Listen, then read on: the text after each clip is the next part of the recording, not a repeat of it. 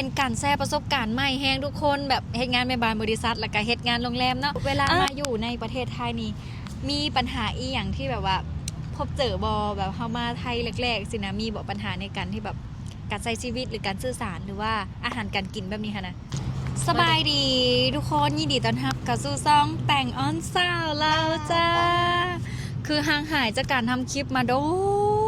นทุกคนคิดฮอดบอหมายถึงคลิปยาวนะแต่ว่าก็ยังมีคลิปสั้นลงแบบบ่อยๆอยู่เนาะแล้วมื้อนี้เฮามาพ่อภัยเดี๋ยวสิมาถามเบิ่งเด้อสบายดีแกวตาสาวเล่าไต่เด้ออันนี้คืออันแก้วตาสารไตแล้วก็อีกคนนึงเด้สบายดีบางเด้อผู้สาวเล่าไตคือกันเด้อเป็นคนอันสารวัตรแม่นวะแม่นสารวัตรเดี๋ยววันนี้สิลองมาถามสาวลาวเนาะเพิ่นมาเฮ็ดงานอยู่ไทยเป็นจังได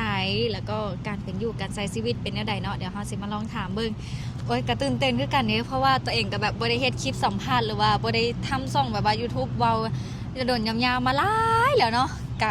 ผิดพลาดประการไหนก็ต้องขอโทษขออภัยนำเด้อทุกคนมาถามสาวแรกเลยดีกว่าเนาะขอโทษเด้อขอถามได้บ่ว่าแบบเฮ็ดงานอีหยังสินะเฮ็ดงานเป็นแม่บ้านบริษัทเนาะอ๋อเป็นแม่บ้านบริษัทแล้วมีวันหยุดบ่มีหยุดเสาร์อาทิตย์หยุดเสาร์อาทิตย์อ๋อ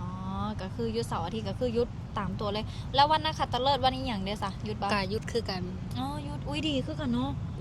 ดีเพราะว่าคือแต่งน่ะเคยเฮ็ดงานแม่บ้านมาบ่แต่ว่าไปอยู่ในบ้านเพิ่นน่ะจะหยุดแบบเดือนละ2ครั้งบางเทื่อก็เดือนละครั้งอันนี้นะแต่อันนี้ก็ถือว่าโชคดีอันนี้ขอถามได้บ่ว่าแบบ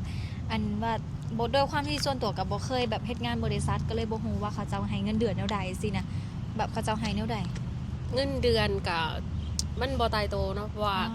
วันหยุดก็เฮาก็บ่ได้ก็สิได้นักขัตฤกษ์วันหยุดนักขัตฤกษ์ก็สิได้น้อย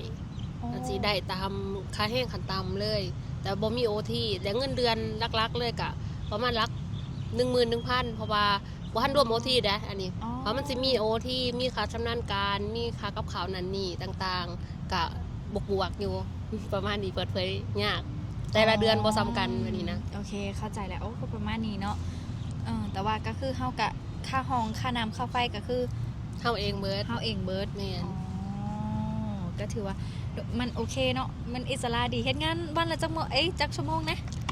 8 ชั่วโมงอ๋อหลักๆเลยเนาะก็คือ8ชั่วโมงนั่นเองมีลาพักร้อนมีหยังแบบนี้บ่มีให้ถ้าเฮาเฮ็ดงานครบปีว่าสิเขาก็สิมีให้แล้วแต่ว่าบางหน่วยงานหรือว่าบางหน่วยงานมองเพิ่นจำเป็นบ่จำเป็นยิงตามอันนี้แล้วเพิ่นก็สิให้เฮาอีกเทื่อนึงเพิ่นสิแจ้งให้อีกเทื่อนึงอ๋ออันนี้ก็คือจะเป็นงานแม่บ้านตามบริษัทเนาะคือว่าแต่งก็บ่เคยเฮ็ดงานแม่บ้านตามบริษัทนะเพราะว่าแต่งก็คือเฮ็ดงานแม่บ้านแบบว่าแบบแม่บ้านอยู่ในบ้านทั่วไปก็คืออันเฮ็ดงานเข้างานตั้งแต่แบบตื่นตี 5จังซี่นะตื่นตี 5กว่าสิเลิกงานก็ประมาณ 4 ทุ่ม 5 ทุ่มบ่แหละประมาณบางเทื่อก็ 4 ทุ่มบางเทื่อก็3 ทุ่มแบบนี้ก็มีกันแล้วแต่อิงตามไปแต่ว่ามันก็ข้อดีมันก็คือแบบเฮากินอยู่กับเพิ่นสินะกินอยู่แล้วก็ค่าใช้จ่ายหยังก็บ่ค่อยมีหยังเฮาก็สิเก็บเงินได้แต่ว่าหลักๆก็คือแบบแล้วก็จะมันแลกมาด้วยความที่แบบบ่ค่อยอิสระเนาะในการเดี๋ยวสิมาถามอันบางเบิ่งว่าบางเด้เฮ็ดงานอีหยังเฮาเฮ็ดงานอยู่สำราญเพชรโรงแรมสำราญเพชรเฮ็ดงานโรงแรมบ่เคยเฮ็ดคือกันได้บัดนี้ เป็นการแชร์ประสบการณ์ใหม่แฮงทุกคนแบบเฮ็ดงานแม่บ้านบริษัทแล้วก็เฮ็ดงานโรงแรมเนาะแล้วเฮ็ดงานโรงแรมนี่หลักๆนี่คือเฮ็ดอีหยังแน่ครับเฮาอยู่ครัวอยู่กับข้าวเฮ็ดกับข้าวคิดว่าเป็นฝ่ายต้อนรับแต่นี่บ่แม่นแม่นบ่สิอยู่ครัวเฮ็ดก็เฮ็ดคือเฮ็ดอาหารในครัวปานนี้บ่แม่นเฮ็ดอาหารในครัว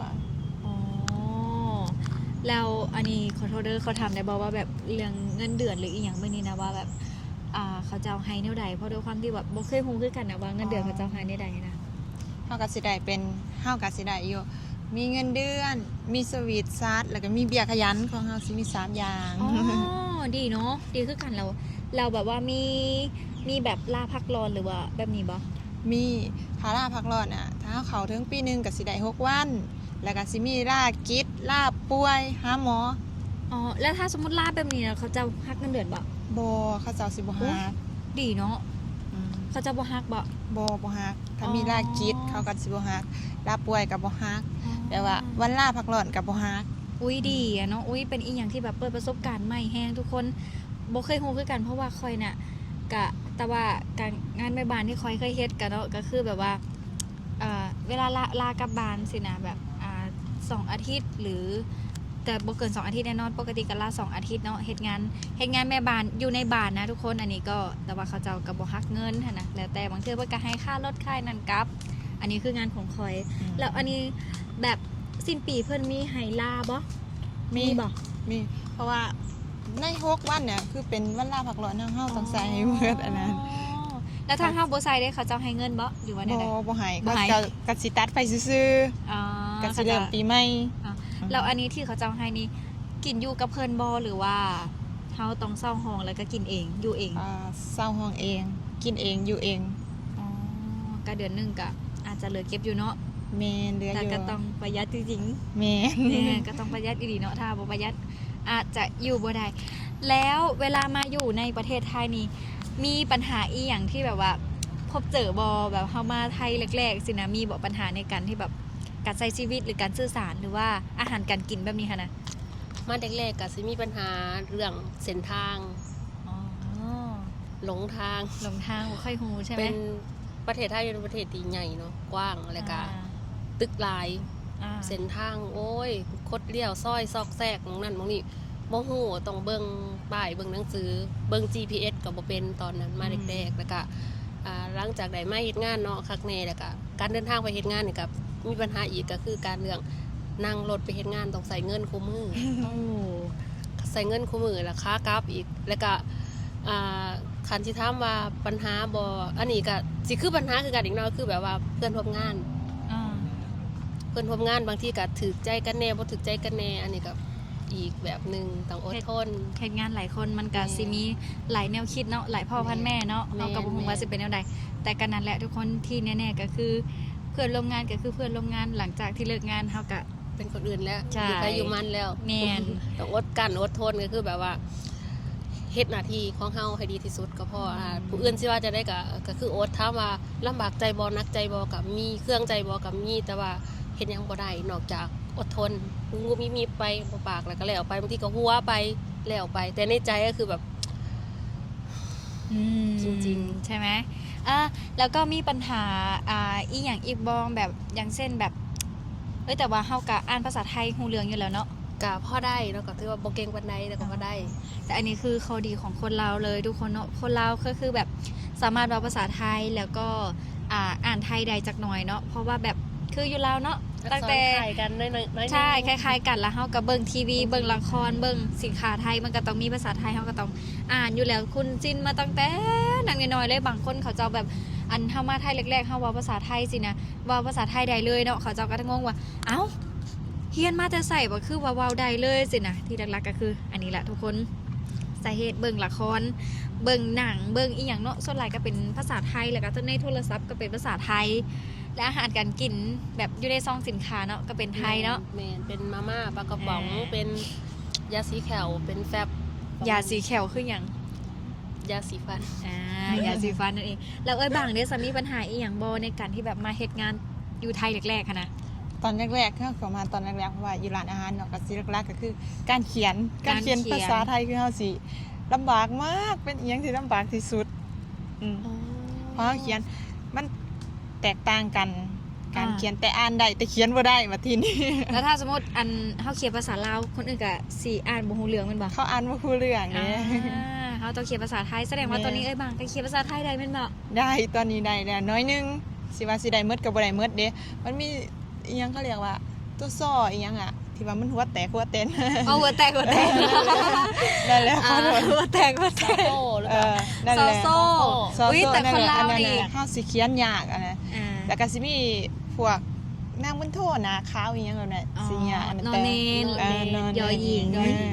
อันนั้นสิยากอันนั้นนะ แล้วก็ถอ แล้วก็ ฐาน ฐาน ใช่อุ้ยยางแฮง ตอนมาแรกๆ ข้อ ค่ะ ฐานคือยากที่สุด คือต้อง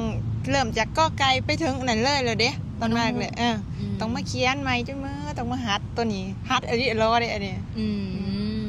เลิกงานไปเขียนอยู่นั่นแหละกับสมุด แต่คนลาวเนี่ยจะเป็นที่แบบว่า คือมันจะเป็นหมืดเลยเนาะแบบจะแยกแบบว่าแยกเสียงแบบชอช้างแบบซอโซ่แบบนี้นะบ่ค่อยชัดนะ แบ แบบ บ คอยสัตว์ออกเสียงเหมือนชอชิง ตอนนี้บ่ค่อยชัดบางเทื่อก็ว่าชัดเนี่ยก็ยังว่าสัตว์บ่บอกว่าชัดคนไทยก็พูดว่าชัดเฮาบอกว่าสัตว์ ใช่แบบมันจะคล้ายแบบ มันจะแยกบ่ค่อยได้เนาะแต่ว่าถ้าเฮาฝึกอีหลีเฮาก็เฮ็ดได้เนาะแต่ว่าแต่งตอนนี้ก็กำลังฝึกอยู่ คือการ กำลังฝึกอยู่ เด้อ ใช่มีอีหยังว่าที่อยากถามลืมละก็อาจจะ คิดก่อน อาจจะมีเท่านี้กันก็ได้เนาะเดี๋ยวเกรงใจเพื่อนตอนนี้ก็10 นาทีแล้วมี2 ทางติดตามบ่ มีเป็น2ทางYouTube แก้วตาสาวลาวใต้ภาษาไทยแล้วก็เพจแก้วตาสาวลาวใต้เป็นภาษาอังกฤษ แล้วก็เป็น TikTok แก้วตาแล้วก็อีโมจิหัวใจสีเทา อ๋อแก้วตาใช่ไหม จ้า แก้วตาซื่อๆหรือว่า แก้วตาซื่อๆเป็น TikTok อ๋อเหรอโอเค แล้วก็บางเนี่ยมี2 ทางติดตามบ่ ของเราจะเป็นทาง TikTok เด้อสาวบางผู้สาวลาวใต้ บางสาวลาวใต้ แมน บางสาวลาวใต้นะทุกคน บางสาวลาวใต้ สามารถไปติดตามบางเพื่อนใดเนาะแล้ว ฝากในอยเด้อ เมียนแล้วก็เพื่อนกับบางที่เพื่อนก็มีไลฟ์สดทาง แม่น TikTok ตามเทลองไปติดตาม หนึ่ แน่ งทุ่ม 1 ทุ่ม แมน ไปเบิ่งเข้าจอเข้าใจแล้วก็แบบเป็นกำลังใจให้เพื่อนใดเนาะช่วยซัพพอร์ตนี่กัน ส นี้ ซั ก็ พพอร์ตในอยเด้อ เริ่มเฮก เริ่มแรก เริ่มแรก เริ่มแรก นั่นแหละทุกคนสำหรับคลิปนี้ก็จะเข้าใจหลายๆเด้อเข้าใจว่าสองคนที่มาให้สัมภาษณ์ในมือนี้เนาะผิดพลาดประการใดก็ต้องขอโทษขออภัยนำเด้อทุกคนฝากติดตามหนูด้วยนะคะพี่ๆทุกคนทางช่องทางเพจ YouTube TikTok แต่งอ่อนสาวลาวนะคะ แล้วก็ฝากกดไลค์กดแชร์แล้วก็กดคอมเมนต์ด้วยเพื่อเป็นกำลังใจในการทำคลิปต่อๆไปของหนูเนาะเพราะว่าหนูก็ไม่ได้ทำคลิปมานานมากเลยพี่ขอบคุณมากๆเลยนะคะสวัสดีค่ะบ๊ายบาย